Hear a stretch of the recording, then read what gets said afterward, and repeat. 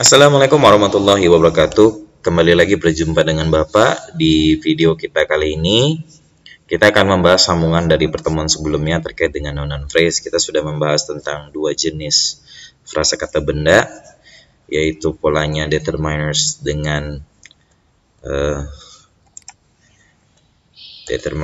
noun. Yang kedua determiners noun plus noun.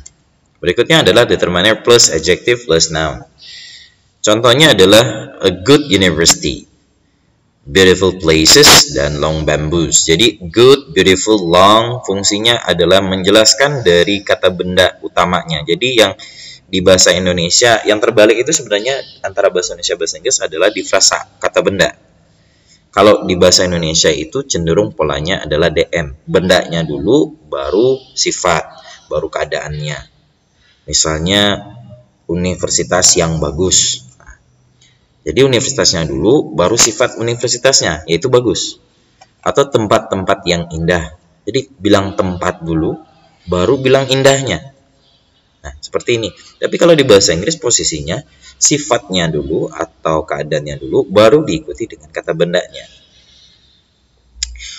Perlu Anda pahami juga, ini ada aturan cara menggunakan bagian yang ketiga ini. Ini paling utama sekali ya. Di antara noun phrase, ini paling utama. Kenapa? Ini yang paling sering digunakan dalam kehidupan sehari-hari.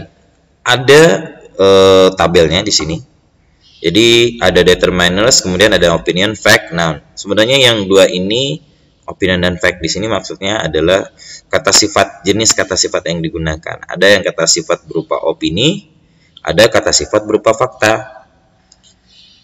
Maksud kata sifat berupa opini ini, contohnya, ini kita pakai logika. Cheap, expensive, beautiful, handsome. Kenapa disebut kata sifat yang berupa opini? Karena setiap individu memiliki penilaian yang berbeda terhadap sesuatu. Barangkali bagi orang kaya, sesuatu itu akan jadi cheap. Tapi bagi orang yang pendapatannya menengah ke bawah atau bukan orang kaya, dia akan mengatakan suatu benda itu bisa saja expensive. Jadi makanya disebut dengan kata sifat yang berupa opini. Sementara yang kedua yaitu facts. Kalau facts ini berarti fakta, melekat ke bendanya. Mau kaya atau miskin, tua atau muda, siapapun kita akan menilai dengan penilaian yang sama. Ada beberapa bentuk. Yang pertama ada size, age, shape, color, origins, material purpose. Size ukuran, age usia, ada shape bentuk, color warna, origins itu asalnya ya. Materials itu bahan, kemudian purpose tujuan penggunaannya, kemudian baru nanti di endingnya seperti biasa kita tutup frasa ini dengan benda utamanya. Jadi tugas yang awal ini cuma menjelaskan baik opinion maupun fact. Yang pertama size, ukuran, misalnya big, small, heavy atau light, besar, kecil, berat ataupun ringan. Ini light ya, ringan. Jadi light itu tidak hanya secahaya, light juga ringan. Kemudian kita ada age atau usia, ada old dan young, tua muda, new. Jadi kalau benda non manusia juga disebut old ya, old school, old car. Tapi manusia juga bisa gunakan old man. Young, muda, ini hanya untuk manusia saja, new untuk benda saja. Ya. Kalau young student dengan new student sama nggak maksudnya? Kalau young kita menekankan pada usia si individunya, sedangkan new itu lebih ke statusnya. Kadang-kadang sering bingung juga orang, tapi ini jelas kalau young ini untuk manusia yang tujuannya lebih ke usia si manusianya. Kalau new, kalau dilekatkan kepada suatu profesi ya, karena profesi itu juga benda, seperti student atau teacher, new teacher, itu lebih ke status dia. Baru, status siswa baru, guru baru ya, beda ya, guru muda ya, beda lagi barangnya ya. Berikutnya kita ada shape ya. Shape ini lebih ke bentuk, ada round, triangle, square, pence, swan bob, square pence ya, Anda sudah tahu ya. Cube, kemudian ada bar, ada oval, round bulat, triangle segitiga, square persegi, cube kubus, bar, balok, oval, bentuk oval. Oke, Anda sudah tahu itu ya. And then what we got now? Color ya, ada color, ada blue, red, brown, brown, purple, yellow, green, gray. Oke.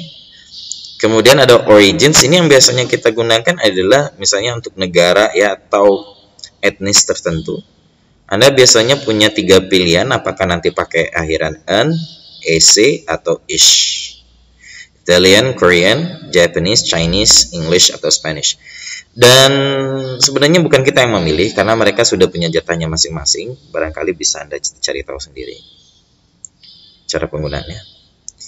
Berikutnya ada material, yaitu wooden, golden, gold, jaden, silver, bronze, copper, leather, rubber, plastic, iron, and steel. Kalau wooden ini, kenapa khusus untuk gold, wood dan gold ini?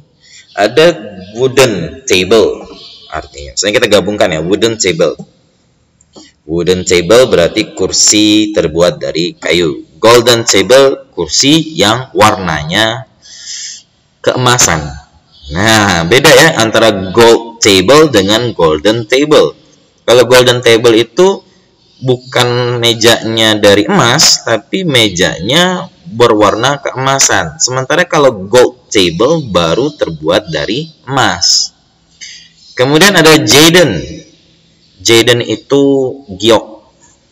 Ada silver. Silver itu perak. Kemudian bronze, perunggu. Copper, tembaga. Leather, itu kulit. Rubber, karet. Plastik, ya plastik, of course. Iron, besi. Steel, baja. Terakhir, yang paling dekat dengan kata bendanya adalah tujuan dari penggunaan bendanya. Misalnya dining table, ya, meja makan, wedding ring, cincin kawin, sport car, mobil sport. Nah, ini fungsi atau tujuan dari penggunaan bendanya. Jadi biasanya yang ini paling dekat dengan bendanya. Nah, jadi ada beberapa 1, 2, 3, 4, 5, 6, 7. Jadi 7 facts ya yang melekat dari benda. Dan meskipun tidak disebutkan secara resmi, ini yang perlu Anda ingat ya. Biasanya kita menggunakan frasa kata benda itu kalau kita ingin membedakan antara benda yang satu dengan yang lain, terutama yang pola ini ya. Contoh, misalnya Bapak minta tolong ambilkan spidol di atas meja Bapak. Please take a marker from the table. Nah, masalahnya di atas meja itu anggap saja ada 3 spidol, merah, biru, hitam.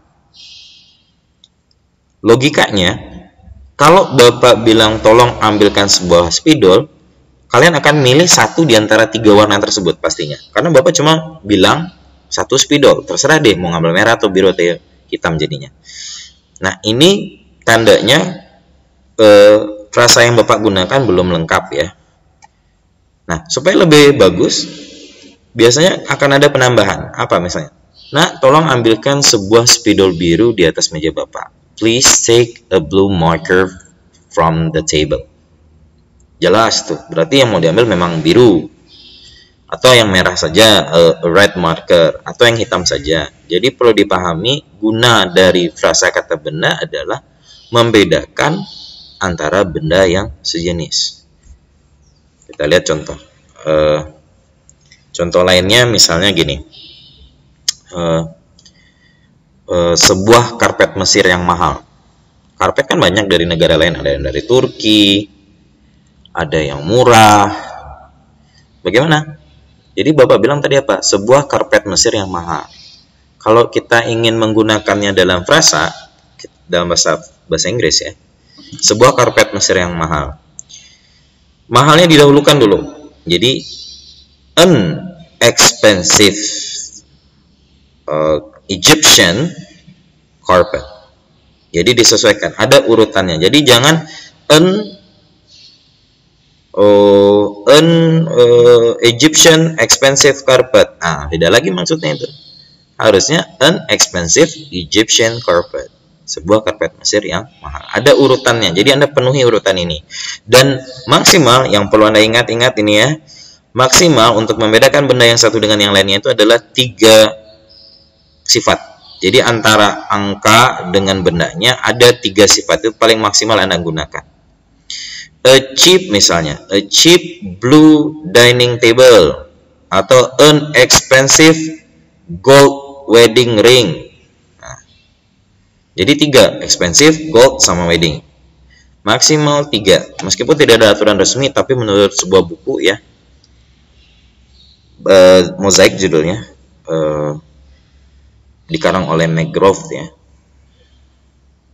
Kalau nggak salah cetakan dari Pearson atau saya lupa nih penerbitnya ya. Anda barangkali nanti bisa cari Mosaic by McGraw ya. Dia sendiri bilang memang tidak ada aturan resmi berapa jumlah dari kata sifat yang kita gunakan untuk menjelaskan kata bendanya, tapi kebanyakan atau rata-rata yang digunakan orang adalah 3. Oke. Baiklah, sampai di sini dulu untuk bagian ketiga dari video terkait dengan noun dan phrase. Bapak tutup dulu dengan Assalamualaikum warahmatullahi wabarakatuh.